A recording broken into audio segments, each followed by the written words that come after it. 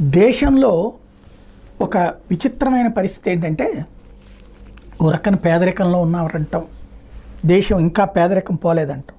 పేదరికం పోయిందిరా బాబు, ఇంత కనీసం మనం వాళ్ళ భోజనం పెడతామంటే అన్నదానానికి సంబంధించి నాకు డబ్బులు ఇవ్వండి అని అడుగుతున్నటువంటి వాళ్ళు కనబడతారు. అదే సందర్భంలో ఫ్రీగా వస్తుందని భోజనం చేసేవాళ్ళు కనబడతారు.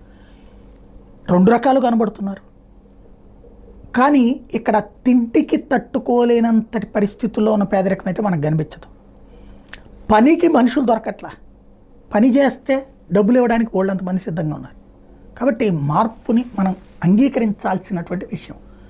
మరొకటి, ఈ దేశంలో హయ్యెస్ట్ కార్ల వినియోగం పెరిగింది, టూ వీలర్ల కొనుగోలు పెరిగింది, అట్లాగే విమానాల వాడకం పెరిగింది, విమానాల్లో వెళ్ళేటటువంటి వాళ్ళ సంఖ్య పెరుగుతోంది. అట్లాగే పెట్టుబడులు ఏదైతే షేర్ మార్కెట్